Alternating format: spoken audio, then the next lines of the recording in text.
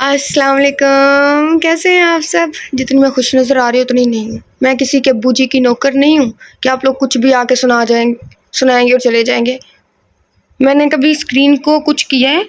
Screen के ऊपर novel नज़र आ रहा होता है ना, फिर आप लोग खुद क्यों नहीं पढ़ते? जब आप लोगों को पता है कि इबा वॉइस ओवर कर रही है और ये साथ में अपना कमेंट या अपनी राय देगी, तो आप लोग खुद क्यों नहीं पढ़ते? फिर पढ़ते हो, खुद पढ़ा करो। तो आगे कुछ भी सुनाए जा रहे हो। गुलाम बना के रखा हुआ है आप लोगों ने हमें। अजीब बेतुके, और लहजा भी देखो, अल्लाह मान, आप लोग घर में भी ऐसे ही लहजा यूज करते हैं? कोई आप लोगों को कुछ कहता नहीं है? अजीब साइको लोग, क्या ही कहें आप लोगों को। और हाँ, नावल में अगर ना ठीक लिखा हो, थोड़ी मिस्टेक हो, अटक रहे हैं, तो इसमें क्या हो रहा है? आप लोग कभी नहीं अटके, इतने आप लोग वेल मैनर्ड या वेल परफेक्ट हैं। अजीब है सारा मूड का सत्यानाश। खैर, नॉवलेट है, मैं तुझसे प्यार नहीं करता। रेहाना आफ्ताब का नॉवलेट है और आई होप कि ये आप लोगों को पसंद है, क्योंकि ये मैंने पहले पढ़ा हुआ है और ये काफ़ी अच्छा नॉवलेट है। गुस्सा छोड़ें, चलें जी, स्टार्ट करते हैं। दरिया समझ रहे थे जिसे वो शराब था, जाहिर हुआ कि तिश्ना नबी का हिसाब था। जिनको था पास इश्क वो खलूत नशीं रहे, इस अंजुमन में जो था फजीलत माब था। मुसफ़रा पारी साहिबा, आपको आखिरी बात दो टोक और वाज़ अल्फाज में समझा रहा हूँ कि आप मुझसे और मेरी चीज़ों से दूर हैं, वरना मुझसे इस बेइज्जती के लिए खुद को तैयार रखें। फिर आपकी मगरमच्छ जैसी आंखों से भले समुंदर झलक पड़े या बरसात की झड़ी लग जाए, मुझे रत्ती बराबर परवाह नहीं होगी। इस्त्रीशुदा शर्ट लेकर आते मुसफ़रा पारिस के हाथ से हैंगर झटके से छीन कर जाज़िब रेहान ने शर्ट को गज़बनाक नज़रों से देखा और हैंगर समेत शर्ट को हवा में उछाल कर वार्डरोब की तरफ बढ़ा। हाथ मार कर इसने हैंगर से वाइट शर्ट खींच तान कर निकाली और हैंगर वापस वार्डरोब के अंदर फेंक कर जोरदार धमाके से वार्डरोब बंद कर दी, जो इस बात का ऐलान था कि वह शदीद बरहम है। अब टिश्यू भिगोने ना बैठ जाइएगा, जल्दी से नीचे आइए वरना मैं चला जाऊंगा। शर्ट झटके से पहनकर वो बटन बंद करता आईने के आगे खड़ा हो गया। मुसफ़रा डबडबाई नज़रों से इसे देख रही थी और आंसू पर जबत करती तेजी से चेंजिंग रूम की तरफ चलती वापस आई तो जाज़िब रेहान कमरे में नहीं था। अलबत्ता इसके पसंदीदा परफ्यूम की खुशबू इसे अपनी लपेट में ले रही थी। मुसफ़रा पारिस लब काटती खुद पर जबत बिठाए हुए थी। लबों से तेज़ सिसकी निकली और आईने के सामने खड़ी रो पड़ी। थोड़ी देर वो आंसू बहाती रही, फिर इसको ठोर का ख्याल आया और टाइम पीस पर नज़र पड़ी तो इसने आंसू पोंछे तेज़ी से बालों में ब्रश किया और लेयर कट बालों को कैचर में जकड़ कर इसने अपने चेहरे पर नज़र डाली। आंख शिद्दत गरिया से गुलाबी हो रही थी। इन्हें छुपाने को इसने काजल की एक हल्की सी लकीर खींची। गुलाबी आंखें काजल से सच के और कातिल हो गई थी। नाक भी लाल हो रही थी। मेकअप की एक तह जमा कर इसने नेचुरल कलर से लबों को रंगा था। दरवाजे पर दस्तक हुई थी। वाइट दुपट्टा शानों पर डालती, जिसके किनारों पर गुलाबी फूलों की खुशनुमा प्रिंट थे, इस पर बहुत सच रहे थे। वो दरवाजे तक आई थी। बीबी नाश्ते के लिए आपको बुला रहे हैं। मुलाजमान पैगाम लेकर हाजिर थे। आ रही हूँ, इसे जवाब देकर वो वापस कमरे में आई। वाइट सैंडल पहनते इसने अपनी किताबें उठाई और तेज़ी से कमरे से निकलकर डाइनिंग हॉल तक पहुंची। अस्सलाम वालेकुम। किताबें काउच पर रखते सलाम करके शानों पर मौजूद बट्टे को संभालते दादा जान के आगे सर झुका दिया। जीती रहो बेटा। दादा जान ने मुस्कुराते हुए सर पर हाथ रखकर दुआ से नवाजा। यही तरीका राना साहब के आगे अपनाया और आखिर में आसमा बेगम के आगे सर झुका दिया। सदा सुहागन रहो। आओ बैठो, नाश्ता करो। आसमा बेगम ने इसे बराबर वाली कुर्सी की तरफ इशारा किया। वह खामोशी से बैठ गई। इसकी एन सामने जाज़िब रेहान कमाल बेपरवाही से नाश्ते के साथ न्यूज़पेपर में गुम था। ऐसा क्यों हुआ जाज़िब कमाल?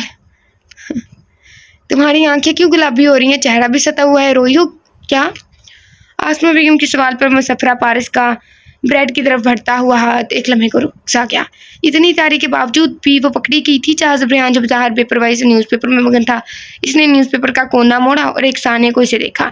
चंद चेहरा और आंखों से गुलाबीपन नुमाया था, जिस बात का गमाजी था कि वो रोई है। सर झटक कर वो फिर न्यूज़पेपर में गुम हो गया। बस ठीक से नींद नहीं आई। इसने मुस्कुरा कर आसमा को मुतमईन करना चाहा। ख्याल रखा करो अपना, सुबह सुबह फिर तुम्हें यूनिवर्सिटी के लिए निकल जाना होता है। रात ठीक से सोगी नहीं तो तबीयत में कसलमंदी रहेगी। आसमा बेगम कहते हुए सैंडविच इसकी प्लेट में डालने लगी। जी मैं ख्याल रखूँगी। मुसफ्रा पारिस ने जल्दी से सर हिलाया। ओके देर हो रही है, मैं निकलता हूँ। न्यूज़पेपर साइड पर रखते उसने जूस का गिलास खाली करते जैसे ऐलान किया। मुसफ्रा पारिस सैंडविच का टुकड़ा फोर्क में फंसाए मुंह में डालने लगी थी। इसका हाथ 1 मिनट को इस एंगल पर फ्रीज हो गया। इतनी भी क्या देर हो गई, थोड़ा सब्र करो मुसफ्रा, नाश्ता तो कर ले। आसमा बेगम के बोलने पर जाज़ब रेहान एक नज़र मुसफ्रा पारिस पर डाली, जो आसमा बेगम के कहने पर सैंडविच का टुकड़ा मुंह में डाल चुकी थी। जाज़ब रेहान के देखने पर वो टुकड़ा भी इसे हलक में फंसता महसूस हुआ। तभी इसने पानी की तलाश में बेस पर नज़र डाली। है जूस पी लो। आसमा इसकी में तलाशी नज़रों को भांप की थी, तभी उन्होंने जूस ग्लास में उंडेल कर इसकी तरफ बढ़ाया। सैंडविच तो खा लो। इसे खाली जूस पीते देखकर आसमा बेगम टोकने लगी। जाज़ब रेहान चंद सेकंड में कई बार रिस्ट वॉच को नज़रों के सामने कर चुका था। आसमा बेगम के कहने पर वो बैठ तो गया था, मगर इसके माथे पर पड़ती लकीर मुसफ्रा पारिस को बआसानी नजर आ रही थी कि वो दादा जान और राना साहब की वजह से चुप था, जो बिजनेस का मसला डिस्कस कर रहे थे। जब तक मुसफ्रा नाश्ता कर रही है, तुम ये वर्क की पराठा तो चख लो। आसमा बेगम ने पराठों की ट्रेस की तरफ की। सुबह सुबह ऑयली चीज़ें पसंद नहीं, आप जानती तो हैं। तुम यूनिवर्सिटी में कुछ खा लेना। आसमा बेगम की हिदायत पर किताबें उठाते मुसफ्रा ने सर हिलाकर यकीन दहानी करवाई। इससे पहले जाज़ब रेहान सबको खुदा हाफिज कहता लंबे लंबे ढक पड़ता बाहर निकल गया। किताबें उठाए पीछे पीछे मुसफ्रा पारिस भी थी। कैसी हो स्वीटी? वो अभी कार से उतरी ही थी कि वर्दा इसके सामने आ खड़ी हुई। शौक सी वर्दा ने झटपट इसे गले लगा लिया। अपनी किताबें पकड़ो। जाज़ब रेहान से मसरूफ गुफ्तगू देख कर बोला। शायद इसे कुछ ज़्यादा जल्दी थी या वो मुसफ्रा पारिस के वजूद को ज़्यादा देर बर्दाश्त नहीं कर पा रहा था। सॉरी। मुसफ्रा ने पलट कर फ़ौरन किताबें थाम ली। ये कौन है? वर्दा ने इश्तियाक से जाज़ब रेहान को देखते हुए सवाल किया। मुसफ्रा पारिस को इसी घड़ी वर्दा की मिनटों में फ्री होने वाली फितरत बहुत खिलने लगी। वो बेचारगी से किताब पर उंगलियां फेरने लगी। इसकी ज़बान को तो जैसे ताला लग गया। आप ही अपना तारुफ करवा दें। वर्दा इसे देखते हुए जाज़ब रेहान से शौकी से कह रही थी। मैं जाज़ब रेहान हूँ। नचार इसे तारुफ करवाना पड़ा। Nice name. मेरी सही अजीज़ सहेली के क्या लगते हैं?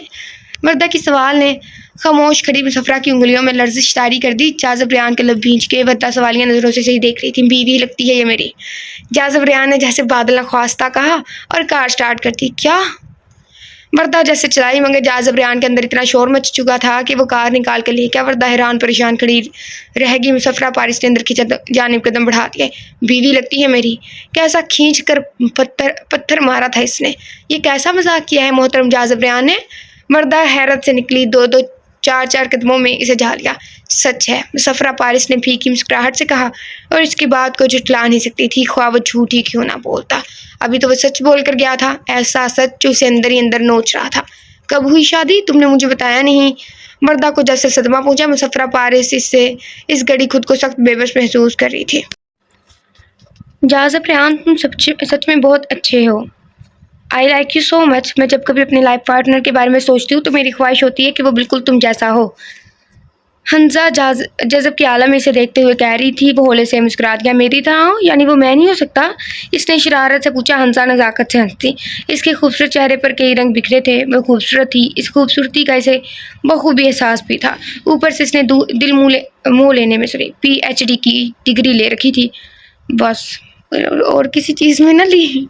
ख़ानदान के कई लड़के इसके तलबगार थे। इनमें से जाज़ब रेहान भी एक था जो इसे भी बहुत पसंद था। वो अक्सर खुले दिल खुले अंदाज में इजहार कर जाती थी। जाज़ब रेहान सिर्फ इसका कज़न नहीं बल्कि जाज़ब वो वाहिद कज़न था जिसके साथ इसकी सबसे ज़्यादा दोस्ती थी। लेकिन जाज़ब इस दोस्ती से आगे सोचने लगा था। जब आसमा बेगम ने शादी के लिए जाज़ब रेहान से पूछा तो इसने झट हंजा का नाम ले लिया। हंजा? आसमा बेगम एक लम्हे के लिए चुप सी होगी। इन्हें पता था इसका रुझान शुरू से इस तरफ है। हंजा? मगर मेरा इरादा तो कम ऑन मम्मा, मुझे पता है आपका वोट किसकी तरफ है, लेकिन मैं हंजा को पसंद करता हूँ और हंजा भी मुझे पसंद करती है। जाज़ब रेहान ने आसमा की बात मुकम्मल होने से पहले दो टोक अंदाज में कह दिया। आसमा भी चुप करके वो रिश्ता लेकर गई थी। फराज साहब को क्या इतराज़ हो सकता था? काबिल भतीजा था, खुद इनकी बेटी का तलबगार था। अरूसा भी खुश थी। बड़ों ने सोचने का वक्त लिए बिना हाँ कर दिया। शादी की तैयारी शुरू होगी। बिलाखिर वो दिन भी आ गया जब कबूल के मरहले तय होना थे। निकाह ख्वाह आ चुके थे, लेकिन हंजा अपने कमरे में नहीं थी। हाँ, इसका लिखा पर्चा इन्हें मिल गया था जिसमें दर्ज था वो किसी से शदीद मोहब्बत करती है, शादी भी इसी से करेगी। इनके यहाँ चूँकि ख़ानदान से बाहर शादी करने का रुझान नहीं था, इसलिए इसने इंतहाई कदम उठाया। फराज और अरूसा ढह गए थे। जाज़ब रेहान का चेहरा सफ़ेद पड़ गया था। ये सब इसके लिए किसी शौक से कम नहीं था। हंजा जो इसकी मोहब्बत का दम भरती नजर आती थी वो किसी और की तलबगार थी और वो बेवकूफ़ बनता रहा। वो इसके जज्बात से खेलती रही। दादा जान फराज पर गुस्सा हो रहे थे। राना साहब दादा जान को संभाल रहे थे जो बेटे बहू को बेटी की सही तरबियत न करने पर लन तन कर रहे थे। ये वक्त इन बातों का नहीं है, मेहमान आए बैठे हैं, हम अपनी इज्जत का जनाजा निकलने नहीं देंगे। जाए राना निकाह ख्वाह को बुला लाएं, बस लड़की के खाने से हंजा का नाम काट कर मुसफ़रा पारिस का नाम लिख दें। आसमा बेगम ने टेंस माहौल में भी अपने हवास बहाल रखे और कोने में चिपकी खड़ी परेशान सूरत लिए मुसफ़रा पारिस को पकड़ ले आई। वो बड़ी बड़ी आंखों से सबको देख रही थी। अरूसा फराज जिस तरह से मुल्तजी नज़रों से देख रही थी, इस पर इसने ज़बान दांतों तले दबा ली कि वो हमेशा से इनकी फरमाबरदार बेटी रही थी जो हंजा जैसी तेज तरार बहन के आगे हमेशा पस मंजर में चली जाती थी।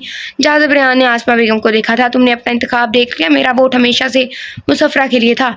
आसमा बेगम की सरगोशी ने जाज़िब रेहान को कुछ कहने के काबिल ना छोड़ा था।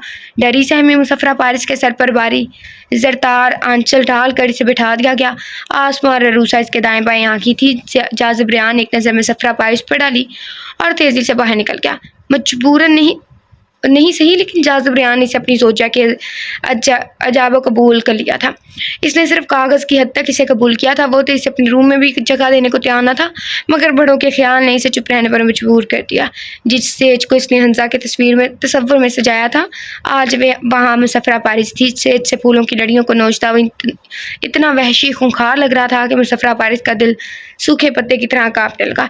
इसे लगा भी वो इसका भी ऐसा हशर करेगा जैसा नाजुक फूलों का किया है।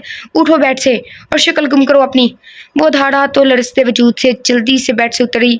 इसकी कोशिश में वो जितनी बात बट्टे और भारी शरारे तले डोली, इस पर जाज़िब रेहान खूंखार नजरों से इसे घूरता रहा, जैसे हंसा के अपने आशिक के साथ भागने में इसने साथ दिया हो या वो कसूरवार हो। हाँ, कसूर तो इसी का था, क्योंकि वह हंजा की सगी बहन जो थी। हंजा जिस तरह फितरतन तेज तरार अपने हुस्न पर नाजा जाने महफल हुआ करती थी, जिसे दिलों को मुट्ठी में कैद कर लेने का फन आता था। मुसफ़रा इस कदर दब्बू खामोश तबा और लोगों से घबराने वाली थी। अरूसा और फराज ने जिस तरह इससे माफ़ी मांगी थी, वो खुद को यूँ शर्मसार महसूस करी थी जैसे हंजा ने नहीं, इसने इनके सर झुकाए हों। जाज़िब रेहान का रवैया बहुत अहानत अमेज़ था। वो इसके किसी अमल को नहीं सराहता था बिल्कुल, बल्कि इसका ख्याल रखने पर अक्सर इसे छिड़कियाँ ही सुनने को मिलती थी। जाज़िब रेहान की तबीयत ठीक नहीं थी। वो जल्दी लौट आया था। सर में दर्द है? मुसफ़रा ने डरते डरते पूछा। चाय ले आऊँ या कुछ खाएंगे आप? जवाब अभी भी नहीं मिला था। जाज़िब मेडिसिन ला दूँ? बताए क्या हुआ है? अब क्या इसने फिर हिम्मत करके पूछा। सर दोनों हाथों में थामे जाज़िब ने सुरख खूंखार नज़रों से इसे देखा। मुसफ़रा की रीढ़ की हड्डी में सनसनाहट होने लगी। वो डर के बेड से 2 कदम दूर हुई। अच्छा गाइस, ये एक डाइजेस्ट नोवेल है ना, तो उधर ठीक लिखा हुआ है, लेकिन जिनसे लिखवाया है ना तो वो भी न्यू है, तो इसलिए लिखने में उन्होंने गलतियाँ की हुई हैं, तो इसलिए माजरत। दफ़ा हो जो यहाँ से। मेरे साल की ज़िम्मेदार तुम हो। तुम्हारी शक्ल देख देख कर खून खोलता है मेरा। सुकून ख़त्म हो गया ज़िंदगी से। जाओ, दफ़ा हो जाओ। वो इतनी ज़ोर से धाड़ा कि मुसफ़रा के पूरे वजूद में कपकपाहट तारी होगी। वो तेज़ी से कमरे से निकली, मगर इससे भी तेज़ी से आंसू आंखों से निकल आए थे। क्या हुआ? आसमा बेगम गुजर रही थी। इसे तेज़ी से कमरे से बाहर आता देखकर ठिठकी। मुसफ़रा ने जल्दी से आंसू साफ किए। कुछ नहीं ताई। जाजी ने कुछ कहा? आसमा बेगम ने संजीदगी से पूछा। रुको, मैं पूछती हूँ उससे। आसमा बेगम कमरे की तरफ बढ़ी। भाई जान प्लीज़। मुसफ़रा, आई थिंक अम्मी जान आएगा। मुसफ़रा ने आसमा बेगम का बाजू से या आई थिंक ताई जान आएगा बल्कि। मुसफ़रा ने आसमा बेगम को बाजू से पकड़ लिया। अरे बात तो करने दो, किस गुनाह की सज़ा दे रहा है वह तुम्हें? हद हो गई है। आसमा बेगम को कुछ ज़्यादा ही गुस्सा आ गया। वो रोज़ अव्वल से जाज़िब का रवैया देख रही थी। मुसफ़रा इन्हें छुप छुप के रोती नजर आती थी। आंसू बहाती मुसफ़रा नफ़ी में सर हिलाती इनके सामने हाथ जोड़ रही थी। आसमा बेगम को जैसे अफसोस हुआ। इसे थाम कर वो लाउंज में ले आई। मुझे माफ़ कर दो, तुम्हारे साथ ज़्यादती करने में सरफहरिस्त मैं हूँ। आसमा बेगम को खामोश तबस्सुम धीमे से मुस्कुराती मुसफ़रा हमेशा से पसंद थी, लेकिन जब जाज़िब ने हंजा का नाम लिया तो उन्होंने हाँ कर दी कि बेटी तो वो भी देवर की थी। फिर जाज़िब जिसके साथ खुश रहता, इसमें इनकी खुशी भी थी शामिल होती। लेकिन ऐन मौका पर हंजा ने घर छोड़कर जो दाग सबके माथे पर लगाया, इसे छुपाने के लिए इन्हें मुसफ़रा को कुर्बानी का बकरा बनाना पड़ा। गोया कि वो आज भी इनके वलीन पसंद थी, लेकिन जाज़िब के रवैये पर वो अक्सर दुखी हो जाती थी। ऐसी बातें ना करे ताईजान, माफ़ी ना मांगे। सू करते हुए शर्मसार हुई। ज़रा अक्ल नहीं इस लड़के में जिससे मोहब्बत का दम भरता था। वो तो दिन में तारे दिखागी, और जो पारिस मिली है इसकी कदर नहीं कर। अगर मुझे पता होता कि इसके रंग ढंग ये होंगे या तुम्हारे साथ ऐसा रवैया रखेगा तो कभी तुम्हें ज़बरदस्ती इसकी ज़िंदगी में शामिल ना करती। आसमा बेगम को आज कुछ ज़्यादा ही गुस्सा आ रहा था। अभी वक्त नहीं गुजरा, मैं बात करती हूँ राना और अब्बाजान से, वो फराज और रूसा से बात करें। तुम्हारे लिए बहुत कदर करने वाले शख्स ढूंढूंगी। मैं कहती हूँ जाज़ब से तलाक दे तुम्हें, ताकि मेरे सर से भी ये बोझ तो उतरे। मैं तुम्हें यूँ घुट घुट के रोते नहीं देख सकती। तलाक इससे भी पता लगे, दे तलाक, इसे भी पता लगे। ताईजान, मुसफ़रा पास फ़ौरन पूरी जान से लड़सी। मैं तलाक नहीं लूँगी, कुछ भी नहीं, कभी भी नहीं। इसके आंसू में मज़ीद रवानी आ गई। तलाक नहीं लोगी? यूँ सुबह शाम अपनी बेइज्जती करवाती रहोगी तो मैं क्या तुम्हें क्या लगता है पत्थर में झोंक आएगा? वो वक्त गुजर गया बेटा जब औरतें सालों किसी का इंतज़ार करती थी और पलट आएगा। मैं तुम्हें लाहासिल इंतज़ार के क्रम में नहीं धकेल सकती। अभी तुम्हारी उम्र ही क्या है? इस साल मास्टर कर लोगी, अच्छे से अच्छा रिश्ता मिल जाएगा। आसमा बेगम ने समझाना चाहा। इस घड़ी में वो जाज़ब की कम इसकी माँ ज़्यादा लग रही थी, जो बेटी के लिए मुतफक्किर हों। मुझे तलाक नहीं लेनी। मुसफ़रा का लहजा अटल था। तो क्या सारी ज़िंदगी इस पत्थर से सर फोड़ती और बेइज्जती करवाती रहोगी? किसको चैन नहीं मिल रहा? आसमा बेगम को अफसोस हो रहा था। ना करें कभी मोहब्बत, मैं तो इनसे मोहब्बत करती हूँ ना। गुजर जाएगी ज़िंदगी इनकी डांट खाते हुए। वो आंसू समेटती अज़म से बोली, पर लब दांतों तले दबा रही जैसे कोई नहोनी बात करती हो। तुम जाज़ब से मोहब्बत करती हो? आसमा बेगम को भी हैरत भरी खुशी हुई। मुसफ़रा एकदम से शर्मिंदा होगी, बताओ ना। आसमा ने इसके कंधे पर दबाव डाला। जी ताईजान, मैं बचपन से जाज़ब मुझे बचपन से जाज़ब अच्छे लगते हैं। इसकी ज़ुबान लड़खड़ाई, लेकिन जाज़ब का रुझान हमेशा हंजापी की तरफ रहा। तो मैंने खुद को समझा लिया, सब कुछ हमारी मर्ज़ी के मुताबिक नहीं होता, लेकिन अल्लाह ने तुम्हें इसका नसीब बना दिया। आसमा बेगम ने इसकी बात को बढ़ावा दिया। वो चुप रही। तुमने भी कहाँ सर फोड़ लिया, और जाज़ब इसे जाने कब खड़े खोटे की पहचान होगी। आसमा बेगम को जहाँ ये हकीकत जानकर खुशी हुई, वहीं मुसफ़रा और जाज़ब के बीच की दूरी खलने लगी। जब अल्लाह ने इन्हें मेरा कर दिया है ना, तो इनकी मोहब्बत भी मेरा नसीब बना देगा। इसके लहजे में अज़म था। आसमा बेगम ने साथ के दिल से आमीन कहा था। कैसे हो जाज़ी? जाज़ब रेहान लैपटॉप पर बिजी था। जब इसके नंबर पर कॉल आई, वो बिजी था, इसलिए इसने स्पीकर ऑन कर दिया था। मैं ठीक हूँ, आप कौन? मसरूफ़ अंदाज में टाइपिंग करते इसने इस्तफ़सार किया। जाज़ी, पहचाना नहीं? मैं तुम्हारी हंजा। स्पीकर से आती आवाज़ पर इसके हाथ साकित रह गए थे। नज़रें बेसाख्ता सेलफोन की स्क्रीन को घूरने लगी। कोई नया नंबर था? हाँ, पहचानोगे भी कैसे? नाराज़ जो होगे, मैंने इतना बुरा जो किया तुम्हारे साथ। स्पीकर से आवाज़ आ रही थी। सी की आवाज़ पर इसकी नज़र सामने दरवाजे पर उठी थी। मुसफ़रा कॉफ़ी लिए खड़ी थी और गालबन हंजा की आवाज़ सुनकर कॉफ़ी छलक कर इसके हाथ पर गिरी थी। चेहरे पर हवाइयाँ उड़ने लगी थी। जाज़ी, जो कुछ भी हुआ इस पर मैं शर्मिंदा हूँ। आई नो, मैंने तुम्हें हर्ट किया। मैं बह गई थी, फ़ाहद की चिकनी चुपड़ी बातों में आ गई थी।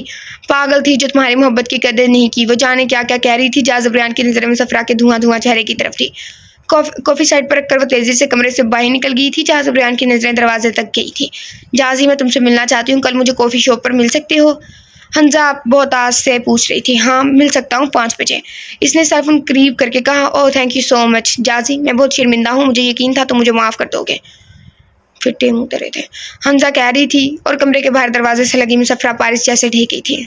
मुसफ़रा, सर्दियों का आगाज़ हो चुका है, तुम बदलते मौसम के हिसाब से शॉपिंग ही कर लो। दिसंबर बस अख्ताम की तरफ जाना है। नया साल शुरू होने वाला है। नए साल को नए अंदाज से खुशामदीद कहो, ताकि ज़िंदगी का हर दिन खूबसूरत हो।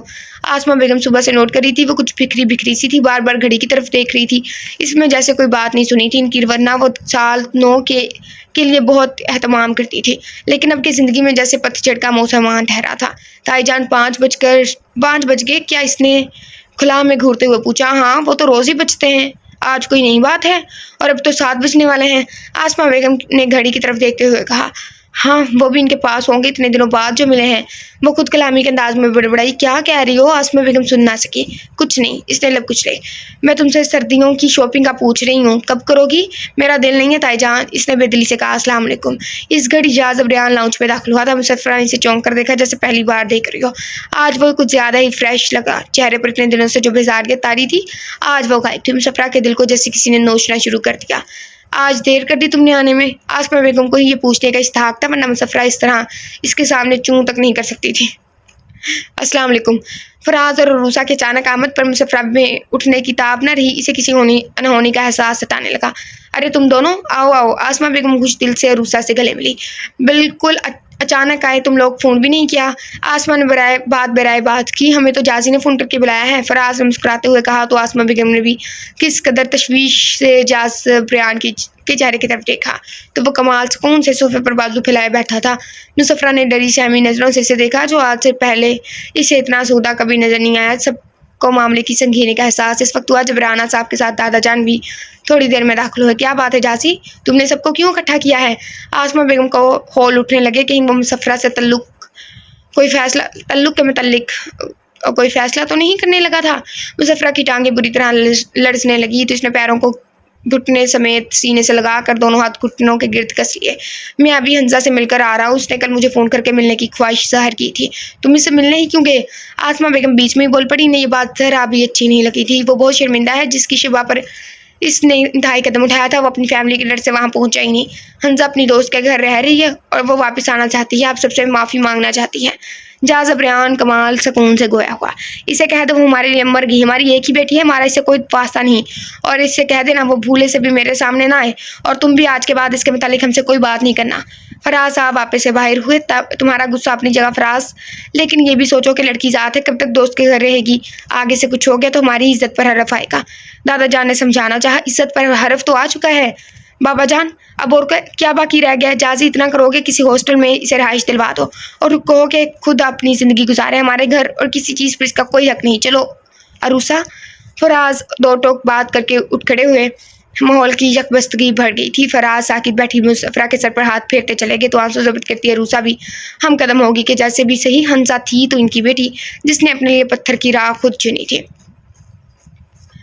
मुसफ्रा किताबें फैलाए असाइनमेंट बना रही थी जब जाज़ब रेहान का बेड पर पड़ा सेल फोन बार बार बजने लगा। पहले तो वो इग्नोर करती रही, लेकिन जब तीसरी बार कॉल आई तो इसने हाथ बढ़ाकर सेल फोन उठा लिया। हंजा कॉलिंग देखकर इसके हाथ लड़खड़ाए। इस दम वॉशरूम का लॉक खुलने की आवाज़ से इसने तेज़ी से फ़ोन को साबिक अंदाज में रखा और जल्दी से अपनी किताबों पर झुक गई। वाइट बनियान और ट्राउज़र में गले आई थिंक गीले बालों को टावल से रगड़ता हुआ वापस आया तो बजते सेल फोन ने इसकी तवज्जो अपनी तरफ खींच ली। हाँ, मैं वॉशरूम में था। गालपन कॉल देर से पिक करने पर नाराज़गी का इजहार किया गया था। तभी वो सफाई दे रहा था। हंजा, मैंने घर वालों से तुम्हारे मुतालिक बात की है, मगर चचा जान कुछ सुनने को तैयार नहीं है, बट यू डोंट वरी, मैं तुम्हारे साथ हूँ। मुसफ्रा के आंखों के आगे पानी की चादर तन गई। सामने मौजूद किताबों के हरफ धुंधला गए थे। मैं तो थोड़ी देर में मिलता हूँ तुमसे, तुम्हारी तरफ ही आ रहा हूँ। बात करते हुए जाज़ब रेहान चेंजिंग रूम में चला गया और इसकी आवाज़ आना भी बंद हो गई थी। आंसू टिप टिप किताब पर गिर के किताब को भिगोने लगे थे। जब से हंजा मंजर पर आई थी तुम कुछ ज़्यादा फ़ोन से चिपके नहीं रहते हो। आसमा बेगम बतौर खास कमरे में इसे समझाने आई थी। खाने की मेज़ पर भी जिस तरह फ़ोन कान से लगाए बैठा था, इस पर इनका गुस्सा होना बचा था। वो केली है ममा। जाज़ब ने फ़ोन साइड पर रखते जैसे याद दिलाया। मुसफ्रा वार्डरोब से कपड़े निकालने में मसरूफ़ थी। इसकी तन्हाई का बिच्छू तुम्हें काट रहा है, जो खानदान भर में हमारी इज्जत का जनाजा निकाल कर भी तुम्हें कॉल करी और तुम घंटों इसके साथ फ़ोन पर मसरूफ़ हो। इस गूंगी लड़की का एहसास नहीं हो रहा तुम्हें, जो होंठ से चुप बैठी है? आसमा बेगम ने झटके से मुसफ्रा का बाजू खींच कर इसके सामने किया। अगर यान निकाह पर मना कर देती तो मैं देखती तुम क्या मुंह दिखाते अपने सर्कल के लोगों को। आसमा बेगम इश्तियाल में थी। मुसफ्रा लपकारती सर झुकाए खड़ी थी। एक लम्हे को जाज़ब रेहान भी चुप रह गया था। अगर यही कुछ करना है तो तलाक देकर फारिग करो इसे और जाकर निकाह कर लो इससे, जिससे घंटों फ़ोन पर बातें करते रहते हो। आसमा बेगम गुस्से का इजहार करते चली गई थी। जाज़ब रेहान की नज़रें साकित खड़ी मुसफ्रा पर थी, जिसने अपने आंसू छुपाने के लिए वॉशरूम का रुख कर लिया था। दिसंबर का आखिरी दिन अख्ताम की तरफ गामजान था। इतना बेदर्द दिसंबर कभी नहीं गुजरा था। मेरे सितमगर का हाल क्या पूछते हो, लहजा जो उनका जज्बात दिसंबर से। वाह, नया साल चंद लम्हों की दूरी पर था, मगर कोई खुशी कोई एहसास इसके अंदर नहीं जाग रहा था। वरना हर साल पे वो इतने चाव से सारी फ्रेंड्स को विशिंग कार्ड्स, केक और फूल भेजती थी। जाज़ब रेहान से जोड़ने के बाद से तो जैसे वो मुस्कुराना भी भूल गई थी, सूखे फूलों की तरह कमला गई थी। ये क्या कर रही हो? जाज़ब रेहान कमरे में आया था। वो बैग में अपना ज़रूरी सामान रख रही थी। इसके अचानक बोलने पर वो एकदम से डर गई। कहीं जा रही हो? टाई की नोट ढीली करते वो बेड पर बैठ गया। सूटकेस बेड पर रखे मुसफ्रा अपनी चीज़ें पैक करी थी। जी मैं कल घर चली जाऊँगी। नया साल बस चंद लम्हों की दूरी पर था। वो इसकी ज़िंदगी से जाने की रोदात सुना रही थी। कितने दिनों के लिए? वो मुकम्मल तौर पर इसकी जाने मुतवज्जा था, हमेशा के लिए। हैंगर से सूट निकाल कर बैग में रखते हुए इसने पहली बार जाज़ब रेहान की आंखों में आंखें डालते हुए जवाब दिया। काफ़ी दिनों से इसका मूड बहुत खुशगवार रहने लगा था। इसी वजह मुसफ्रा पर चिल्लाने का भी वक्त नहीं मिल रहा था। अब भी वो बड़े आराम से इससे सवाल जवाब कर रहा था। हमेशा के लिए? जाज़ब रेहान ने दोहराया। जी। वो बहुत मुश्किल से कहकर रुख फेर गई। यानी तुम इस घर को छोड़कर जाने की बात कर रही हो? बात करिए सॉरी वजह से अपना वहमा दूर करना चाह रहा था। जी मैं जाऊँगी तो ही आप हंजापी से शादी कर सकेंगे। वो बर वक्त बोली, हाँ ये तो है, काफ़ी अक्लमंद हो तुम। अगर जाना है तो कल क्यों, अभी क्यों नहीं? पुराने तल्लू को पुराने साल में ही अलविदा कर दिया तो ज़्यादा अच्छा है ना। नया साल ने हम सफ़र के साथ ज़्यादा सहरंगेज होगा। चलो मैं तुम्हें अभी चाचा जान के घर छोड़ दूँ। बूट खड़ा हुआ। मुसफ़रा को इससे ज़रा भी खुशी फहमी नहीं थी, लेकिन वो यूं खुशी का इजहार करेगा ये भी गुमान नहीं था। तभी दिल छनाके से टूटा था। आओ चलो शाबाश, मैं तुम्हें अभी इसी वक्त छोड़ आऊँ। जाज़ब रेहान इसका बाजू खींचता इसे बाहर ले जाने लगा। वो मुसफ़रा इस सलूक पे जैसे अपनी नज़रों में ही गिर गई थी। ये क्या हो रहा है? जाज़ब इसे बाजू से घसीटता बाहर लेकर आया तो सामने आसमा बेगम यह मंजर देखकर होने लगी। मैं मुसफ़रा को चाचा की तरफ छोड़ने जा रहा हूँ, इसने चलते चलते कहा। जाजी जा। आसमा बेगम चिल्लाई, मम्मा आके बात करता हूँ, अभी जल्दी में हूँ। जाज़ब इसे खींचता बाहर निकल गया। इसने डबडबाई आंखों से आसमा बेगम को देखा कि वो सर पर हाथ रखे हैरान और परेशान खड़े रहेगी। इसे फ्रंट सीट की तरफ धकेल कर इसने गाड़ी स्टार्ट की और मुसफ़रा इस तरह रोती रही थी। जाज़ब इतना कठोर वो कभी सोच भी नहीं सकती थी और दुख से इसका दिल बंद होने लगा था। गाड़ी किसी इमारत के आगे रुकी थी। दुख से इसका दिल बंद होने लगा था। वो आंसू बहाने में इतनी मगन थी कि इसे एहसास नहीं हुआ कब जाज़ब ने इसे गाड़ी से बाहर खींचा और कब हंसा आकर इसके मुकाबले खड़ी हो गई। हंसा इसे बड़ी अजीब नज़रों से देख रही थी, यूँ जैसे वो सामने इसकी सगी बहन नहीं कोई रकीब हो जिससे इसने मिलना भी गवारा नहीं किया। शनासाई की कोई रिमक इसके अंदाज में नहीं थी। मोहब्बत तो शायद कभी इसे बहन से थी ही नहीं। हमेशा झिड़क कर बात करती, अपनी हुस्न पर ठिलाकर मुसफ़रा को इसके दब्बूपन पर टीज़ करती थी, मजाक उड़ाती। अब वो इससे ऐसे देख रही थी जैसे जाज़ब के साथ खड़ी हुई इसे सख्त ज़ाहिर लग रही हो। इससे मेरे सामने लाने का मकसद? हंसा ने जाज़ब से सवाल किया। इसके अजनबी लहबो लहजे पर मुसफ़रा को ज़रा बराबर हैरत नहीं हुई और शुरू से बेहिस और खुद पसंद थी। इसे हमें सिर्फ अपनी खुशियाँ नजर आती थी, खा वो किसी को मज़ार पर ही क्यों ना तमीर हो। किसी को मज़ार पर सुनी, आज तुमने मुझसे कहा मैं मुसफ़रा को तलाक दे दूँ, तुमसे शादी कर लूँ। हाँ, क्योंकि मैं जानती हूँ तुम्हें मैं सूट करूँगी। ये दब्बू और मुझसे कमसूरत मुसफ़रा नहीं। हंसा ने नखूत से कहा। मेरी तुमसे फ्रेंडशिप रही और मैं इसे मोहब्बत समझ बैठा, लेकिन जब तुमने मुझे धुतकार कर घर से बाहर कदम निकाला तो इस दिन तुम मेरे दिल से पसंदगी का घराव गिरा गई थी। फिर तुम लौट आई, मैंने तुम्हारा साथ हो दिया, हॉस्टल में रहने का बंदोबस्त किया जो अब दिलवा दी, सिर्फ इसलिए कि खानदान में तो तुम्हारे माँ बाप भी तुम्हारी सूरत देखने के रवादार नहीं। और वो बिल्कुल ठीक कह रहे हैं, क्योंकि तुम जैसी बेहिस और खुदगर्ज इंसान से वास्ता न रखना ही बेहतर है। तुम तो इतनी खुदगर्ज हो कि ये जानते हो कि तुम्हारे भागने के बाद इस लड़की ने अपनी ज़ात को दाव पर लगा दिया, मेरी झिड़कियाँ बदतमीजी बर्दाश्त की, तुम्हारे हिस्से का गुस्सा मैंने इसके वजूद पर ढेला। बेशक ये तुम्हारी तरह बहुत हसीन नहीं, लेकिन ये तुमसे कहीं ज़्यादा दिलकश है, जो मर्दों को रिझाने की कोशिश नहीं करती। तुम जैसी लवर्स की लंबी लिस्ट बनाने का शौक़ नहीं। और ये तो इतना खूबसूरत और मासूम दिल रखती है कि आज खुद घर छोड़कर जाने की बात करी थी। मुझसे लायदगी चाह रही है सिर्फ इसलिए कि मैं तुमसे शादी कर लूँ, मगर मैं अब तुम पर थूकना भी पसंद नहीं करता।